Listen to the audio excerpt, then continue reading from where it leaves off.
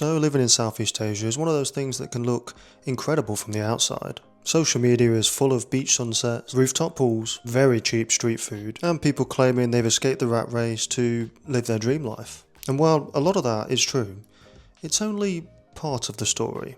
Because I just turned 30 actually the other day, and although this wasn't my first birthday in Southeast Asia, but it was another one on the other side of the world, away from my home country, if you can call England my home country anyway. And it got me thinking about some of the real truths of someone like me who left everyone and everything behind to come and move out here.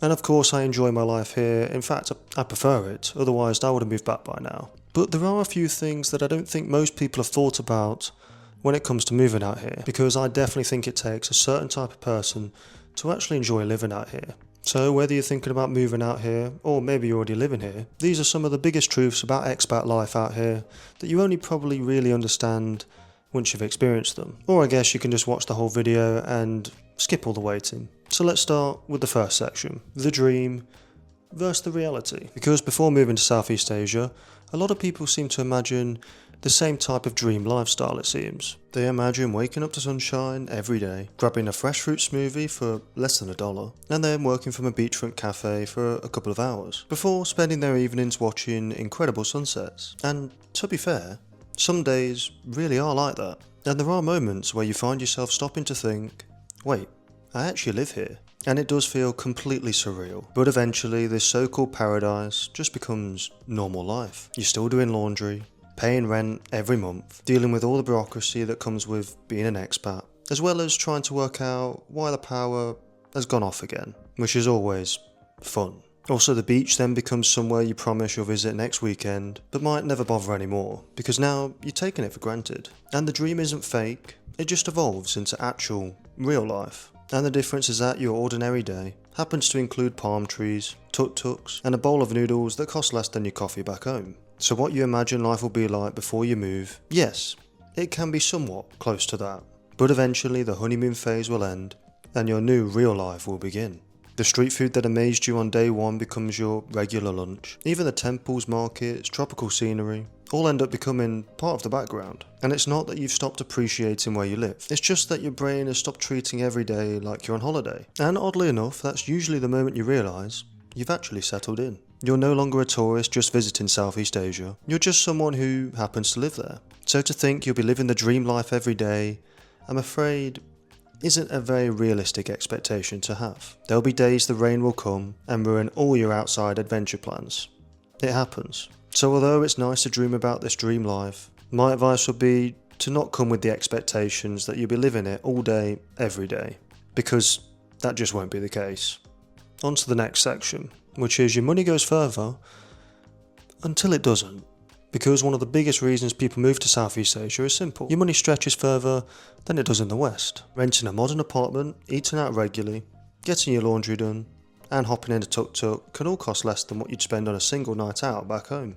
At first it feels like you've discovered some kind of financial cheat code, where you can finally enjoy life without having to watch and count every penny. But then reality catches up. You stop thinking, wow, that's cheap, and start saying things like, why not? It's cheap anyway. And those daily coffees turn into 2 a day, weekend trips become monthly habits, and suddenly you're eating at Western restaurants because you're craving a proper burger or a Sunday roast. Which is something I do miss now and again, I can't lie. And imported groceries, international health insurance, visa runs, and even replacing electronics can all be surprisingly expensive, and they also absolutely do all add up. And don't get me wrong, living here is for sure cheaper, but it's also very easy to spend more simply because life feels more affordable. Your money goes farther, yes, but your lifestyle usually expands to meet it. And that can be a very dangerous game to play. Because lifestyle inflation is probably the biggest financial trap for expats in Southeast Asia. When everything feels affordable, it's easy to upgrade your life without really noticing the total cost of it all. I mean, you'll start with a simple apartment, but then decide a rooftop pool and a gym would also be nice. Then you also take tuk-tuks instead of walking every day, order delivery instead of eating locally, and book those weekend trips because the flights are just so cheap. And none of these expenses seem expensive on their own, but they do add up fast. And many foreigners arrive expecting to live comfortably on a very small budget, only to discover that their spending gradually rises to match their new lifestyle. And that's the danger. It isn't that Southeast Asia becomes expensive. It's that your new level of comfort becomes so accessible that you stop thinking about the cost of every single upgrade. So that's something to keep an eye on when you're out here. And the next section is home becomes a weird concept, because the one thing that nobody really prepares you for is how the word home becomes confusing, because at first home is just wherever you grew up, and Southeast Asia is just somewhere you're living for the time being.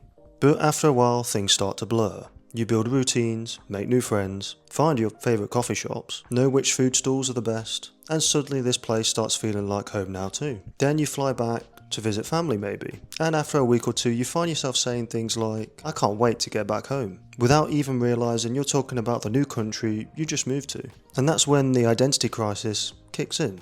You never quite feel like a local in Southeast Asia, and now you don't feel completely at home in your birth country anymore either.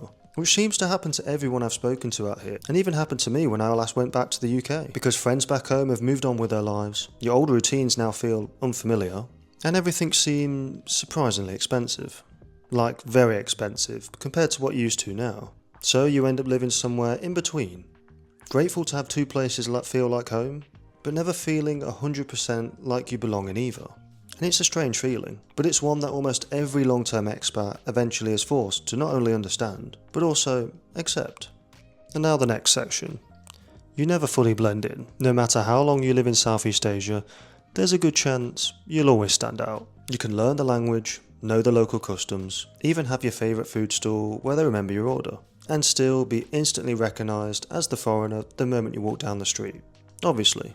And the key is learning not to fight it, because at the end of the day you're a guest in someone else's country, and there's something quite humbling about that. So instead of trying to become invisible, you start appreciating the unique perspective it gives you. You get to experience the culture, while knowing you'll always see it a little differently from the people who grew up there. And once you stop worrying about blending in, life becomes a lot more enjoyable, and you realise you don't actually need to become a local to feel like you're part of the community. And I'll admit this. It does help when there's an expat community in the city you're in, because you're not completely alone. There's a good group of people who are dealing with the exact same thing as you, which is always nice. And the final section, you'll start living slower, because one of the biggest changes isn't your salary, it isn't your apartment, it isn't really the weather, it's your relationship with time itself. In many Western countries, it often feels like you're constantly rushing from one thing to the next. Every hour has to be productive. Every weekend has to be planned way in advance, and yet somehow there's never enough time. But living in Southeast Asia has a way of breaking that cycle, and it's contagious because after a while, you begin to slow down too.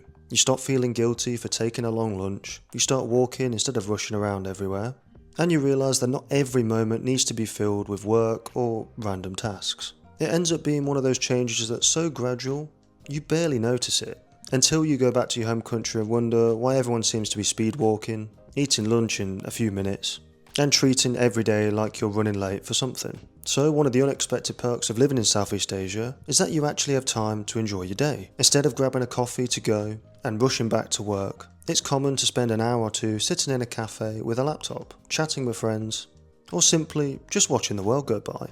And cafe culture is a huge part of daily life in many cities in this part of the world. And maybe that's because coffee is often affordable, and it doesn't feel like an expensive treat. And I'll tell you this now, it will become part of your daily routine. That's inevitable. And sooner or later here, you'll stop measuring every minute of your day by how productive it is, and start appreciating the simple moments. And it sounds like a small change, but having the time to slow down and actually enjoy life is something many expats end up valuing way more than a cheaper cost of living itself. So just be prepared to slow down, because it will probably happen whether you wanted to or not. And living in Southeast Asia as a foreigner can be an incredible experience, don't get me wrong, but it isn't just an endless holiday. The cheap prices, tropical weather, amazing food, and slower pace of life are all real. But so are the challenges. The honeymoon phase wears off, the bureaucracy can be frustrating, you'll miss people back home, and there will be days when you question why you ever moved. But that's just part of building a new life anywhere in the world. The truth is, moving to Southeast Asia doesn't magically solve all your problems. You still have to work, pay the bills, maintain relationships, and figure out what makes you happy. But for a lot of people, it offers something that's becoming harder to find elsewhere. And that's a lifestyle where you can afford to enjoy your time. instead of constantly chasing the next paycheck. And once you've experienced that, it's surprisingly difficult to imagine going back to the way you lived before. So if you're thinking about making the move, come with realistic expectations, rather than just chasing a fantasy. Because Southeast Asia won't be perfect, but it doesn't need to be. For many expats, the little inconveniences are a small price to pay for a life that's richer in experiences, friendships, and overall freedom. And that's why so many people arrive planning to stay for 6 months, only to realise they're still here years later and have absolutely no intention of ever going back home to their home country. As long as they can help it anyway.